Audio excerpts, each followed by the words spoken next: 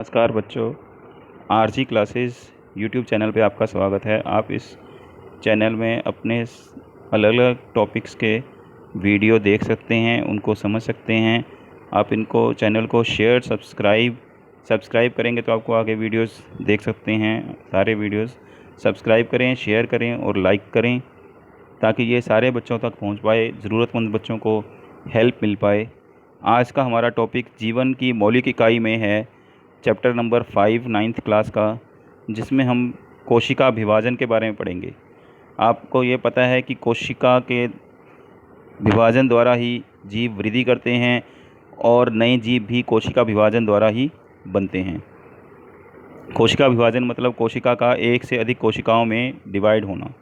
ये आप 8th class से अगर आप रिलेट करें अपने चैप्टर से तो आपको ये आइडिया होगा, कुछ आपको पहले से पता होगा कि हमने वहाँ 8th क्लास में पढ़ा है कि जो मनुष्य का कई तो एक कोशिका वाले जीव होते हैं, उनमें तो एक ही कोशिका सारे कार्य करती है। उसके कोशिकांग हमने अभी पीछे पढ़े, काफ़ी सारे कोशिकांग हमने पढ़े। माइटोकॉन्ड्रिया, पुराने वीडियो में आप देख सकते हैं ये माइटोकॉन्ड्रिया के बारे में, ल्यूकोप्लास्ट, क्रोमोप्लास्ट, जिसमें प्लास्टिड्स के बारे में हमने पढ़ा।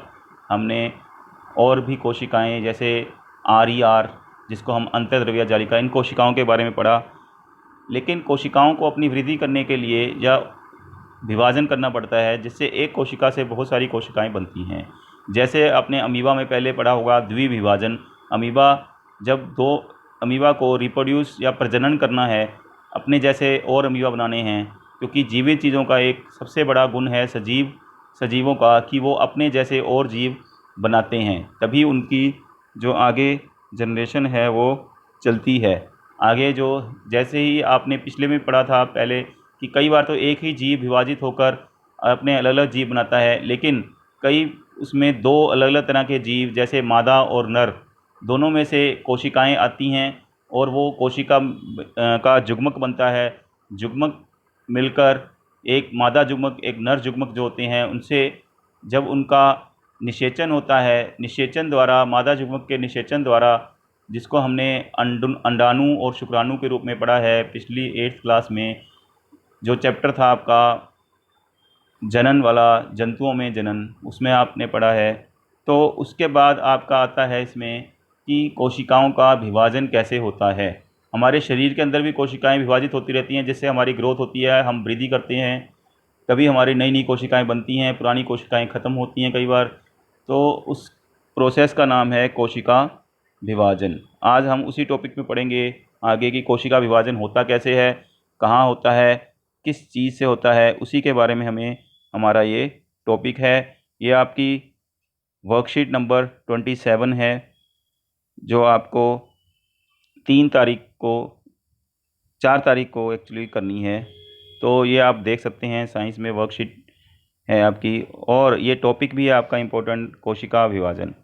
बहुकोशिक जीव, एक कोशिक जीव में तो एक ही कोशिका होती है। दो तरह के जीव हमने देखे थे, पिछली क्लासों में पढ़े होंगे, आपको याद होना चाहिए पिछली क्लासेस का।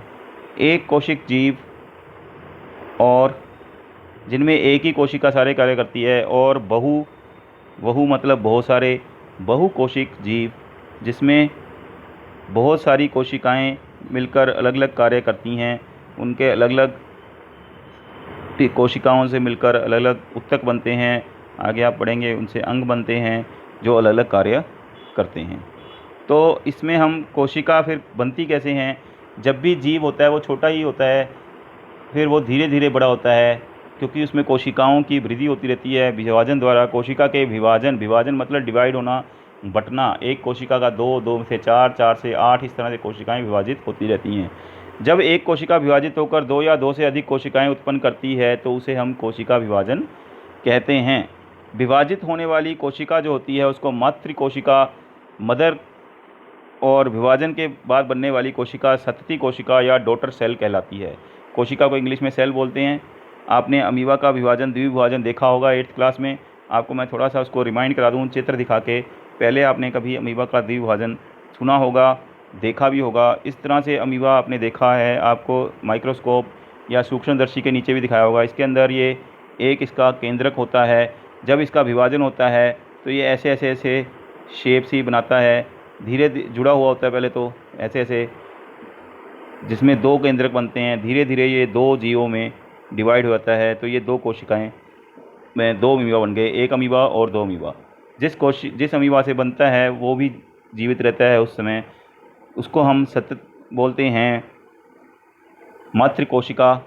ये मातृ कोशिका, जैसे इसमें इसकी मातृ कोशिका मातृ अमीबा में, और जो बनते हैं, जो बना है वो है सतती या डॉटर सेल या सतती कोशिका। तो इसी तरह से बाकी जीवों में अलग अलग कोशिकाएं होती हैं, वो विभाजित होती रहती हैं बहुकोशिक में, तभी उसमें बहुत सारी कोशिकाएं बनती हैं। तो ये आप याद रखेंगे, विभाजित होने वाली कोशिका को मातृ कोशिका कहते हैं। जब कोई एक कोशिका विभाजित होकर 2 कोशिकाएं बनाती है, अभी हमने 2 देखी थी, 2 से अधिक भी बनती हैं एक साथ कई जीवों में, तो उसको हम कोशिका विभाजन कहते हैं। इसी कोशिका विभाजन द्वारा हमारा शरीर, आपने देखा बचपन में हम बहुत छोटे होते हैं, हमारे हाथ पैर छोटे होते हैं। आप अपने छोटे भाई बहन को देख लिए, आप अपनी पुरानी फ़ोटो देख लिए, तो आप देखेंगे आप बहुत छोटे थे, जब आप पैदा हुए थे बहुत ही छोटे थे। उसके बाद धीरे धीरे आपके अंग बड़े होते गए, तो कोशिका विभाजन द्वारा ही ये सारा कुछ संभव हो पाया है। जो एक कोशिका छोटी हैं वो बड़ी बड़ी होती जा रही हैं। ऐसी पेड़ पौधों में देखो, छोटा सा पौधा इतना बड़ा पेड़ बन जाता है, इतने सारे उसके पत्ते निकलते हैं, तो वो सब किसके द्वारा होता है? कोशिका विभाजन द्वारा। वृद्धि और विकास, बढ़ना उसका शरीर का। इसी के परिणाम स्वरूप घाव भरते हैं। जब आपके घाव हो जाता है तो स्किन कई बार हमारी स्किन हट जाती है, ऊपर से चमड़ी जो है उसकी लेयर ऊपर वाली हट जाती है। ऐसे बहुत चमड़ी की बहुत सारी लेयर हैं, ऊपर वाली लेयर जब हट जाती है, छिल जाता है जिसको बोलते हैं हम, आप देखते हो उस कुछ दिनों बाद वो घाव ठीक हो जाता है, उस पर चमड़ी दोबारा आती है। वो क्या है? आपने पता है सजीव कोशिकाओं से बने हैं, मूलभूत इकाई जीवन की कोशिका है, तो सब में कोशिकाएं से बनी है सारी चीज़ें। तो कोशिका उस पर द्वारा आ गई है, क्योंकि कोशिका जो पुरानी नीचे कोशिकाएं और थी, उन्होंने विभाजन कर करके नई कोशिकाएं बना दी, और वो 2 द्वारा कोशिका बन गई। तो घाव भी हमारे इसी तरह भरते हैं। युग्मक आपने पढ़ा है, मादा युग्मक, जो मादा से आता है अंडाणु, मादा से अंडाणु आता है। ये आप अपनी 8th क्लास में आपने प्रजनन वाला चैप्टर पढ़ा है, उसमें आपको पता है अंडाणु और जो नर से आता है शुक्राणु, इन दोनों के संलयन से निषेचन जब होता है, इनके संलयन होता है, उसमें ये जुड़ते हैं, तो इससे क्या बनता है? युग्मक बनता है। वो युग्मक जो होता है वो छोटा होता है, एक सेल होते हैं उसमें, धीरे धीरे वो सेल डिवाइड होते हैं, विभाजित होते जाते हैं, बार बार विभाजन होने से वो बड़ा ऑर्गेनिज्म बन जाता है। ये आपने पहले भी पढ़ा है लास्ट ईयर के उसमें। तो कोशिका विभाजन जो होता है वो 2 प्रकार का होता है। समसूत्री कोशिका विभाजन, इसमें मातृ कोशिका जो है वो 2 संतति कोशिकाओं में विभाजित होती है, और बनने वाली संतति कोशिकाओं में गुणसूत्र एक चीज़ होती है, जिससे हमें पता लगता है। जैसे आपकी शक्ल आपके मम्मी पापा से मिलती है, हमारे हाथ पैर मनुष्य के एक सबके हैं उतने ही हैं होते हैं ऑलमोस्ट, और ज़्यादातर हमारी शक्ल, आँखें, हमारी हाइट हमारे मम्मी पापा या मम्मी की मम्मी मतलब नानी, दादा दादी, इन पे डिपेंड करती है, क्योंकि उनमें से हमारे अंदर गुणसूत्र आते हैं। तो गुणसूत्र, जहाँ पे गुणसूत्र क्या होते हैं? जो गुणों को बताते हैं, उनके अंदर इन्फॉर्मेशन होती है। डीएनए एक हमारा प्रोटीन केमिकल है, जिससे हमारे कई चीज़ों का पता लगता है कि हमारी हाइट कितनी होगी, हमारी ग्रोथ कितनी होगी। कई चीज़ें तो हमारी खाने पीने पे निर्भर करती हैं, कई हमारे पीछे से इन्फॉर्मेशन आती है, जो माता पिता से हमारे अंदर इन्फॉर्मेशन आई है। जो हमारी शक्ल जो है माता पिता से ज़्यादा मिलती है, भाई बहनों की शक्ल आपस में ज़्यादा मिलती है, लेकिन जो दूसरे लोग हैं उनसे हमारी शक्ल कम मिलती है। आँखों का रंग, नाक का आकार, ये सारा गुणसूत्रों में से ही निर्धारित होता है। तो ये गुणसूत्र जो होते हैं हमारे अंदर पाए जाते हैं। जो विभाजित होने वाली कोशिकाएं हैं उनके अंदर ये गुणसूत्र पाए जाते हैं, जो बाद में मातृ कोशिका, जिससे ये नई कोशिकाएं बनेंगी, उससे संतति कोशिकाओं में ये ट्रांसफ़र हो जाते हैं, उसके अंदर चले जाते हैं।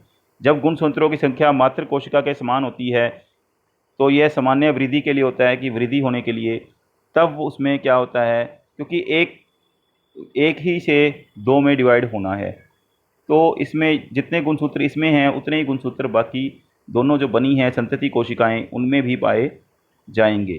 तो इसको हम बोलते हैं सम, मतलब बराबर, समसूत्री। सूत्र मतलब जो हमें वो गुण, जो भी गुण हमें मिलेंगे, आँखों का रंग मैंने बताया, आपका हाइट, ऐसे जो गुण मिलेंगे कोशिका में वो गुण। तो ये गुण तो आपके हो गए, उसमें अर्धसूत्री में आएगा। समसूत्री में वैसी ही एक जैसी कोशिकाएं बनी हैं, ये हमारी वृद्धि के लिए होती हैं। जैसे हमारी हाइट बढ़ रही है, हमारे बाल बढ़ रहे हैं, हमारे नाखून बढ़ते हैं, या जो भी अंदर हमारे कोशिकाएं बढ़ती हैं, जिससे हमारी वृद्धि होगी, उसके लिए होती है समसूत्री।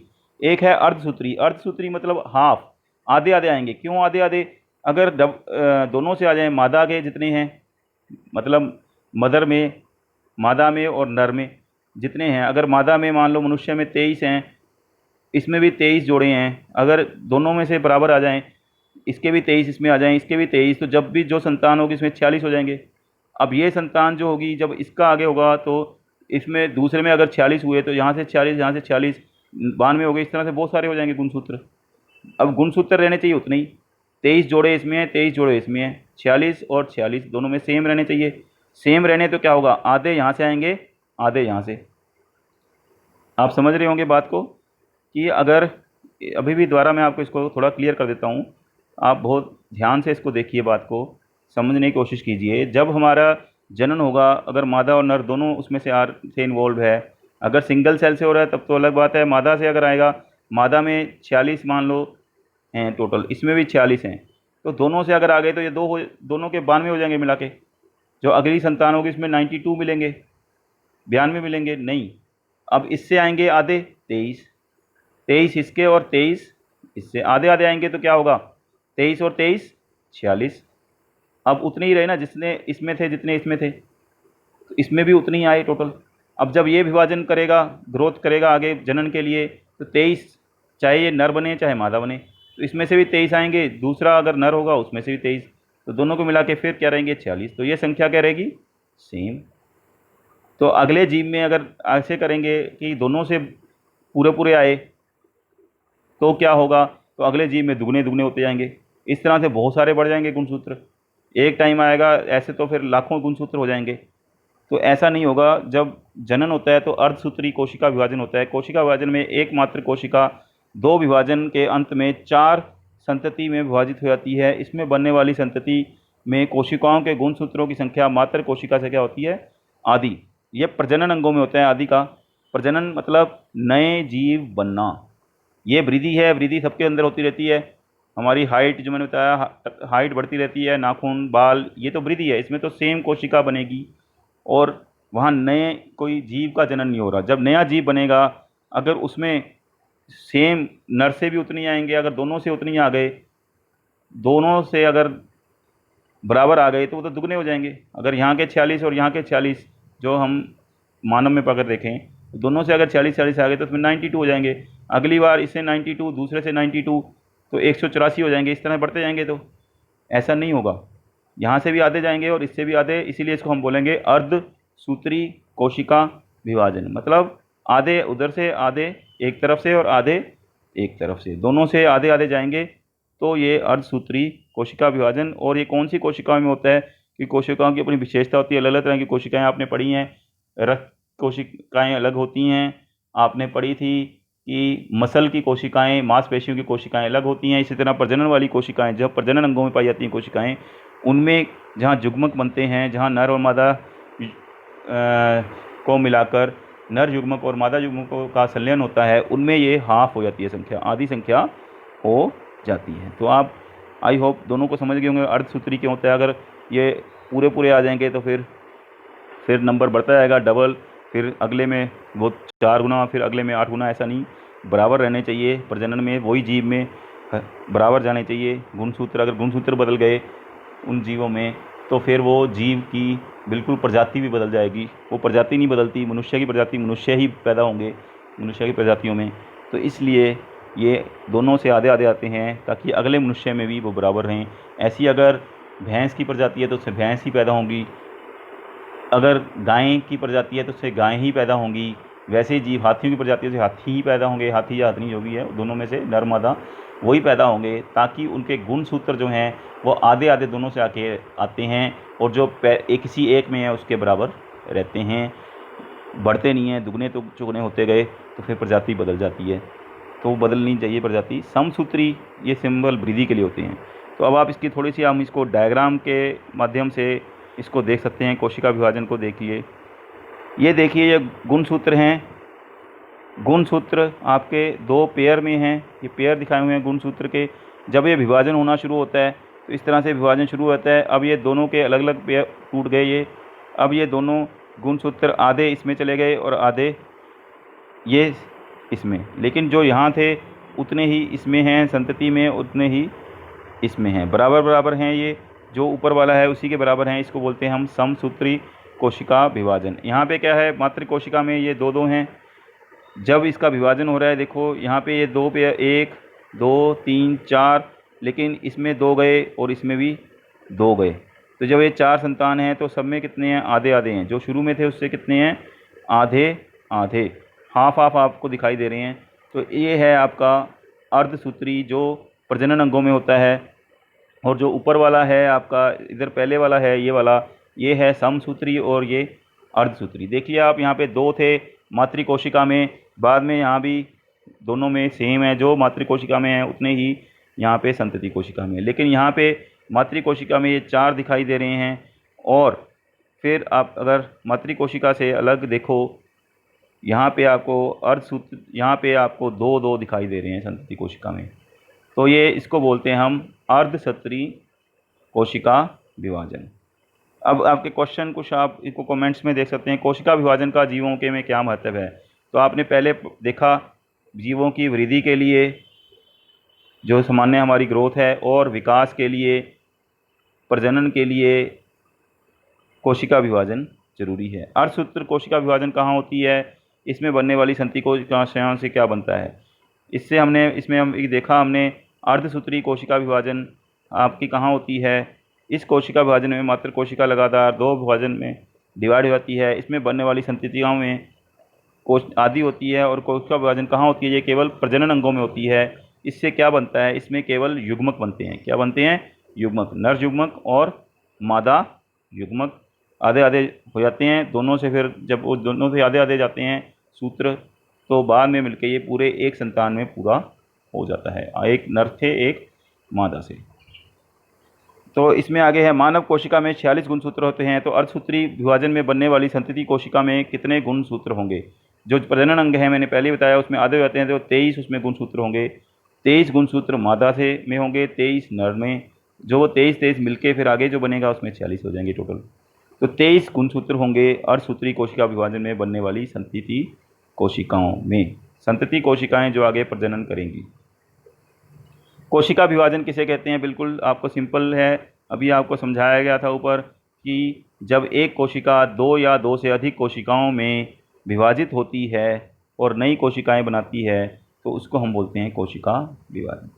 तो आपको ये सारा टॉपिक आई थिंक समझ आ गया, इजी टॉपिक है। कोई डाउट हो, कोई आपको समझ ना आया हो, तो उसको आप कमेंट कर सकते हैं। आप इस वीडियो को लाइक करें, शेयर करें और चैनल को सब्सक्राइब करें ताकि आप आगे के वीडियो भी देख पाएँ। Thank you.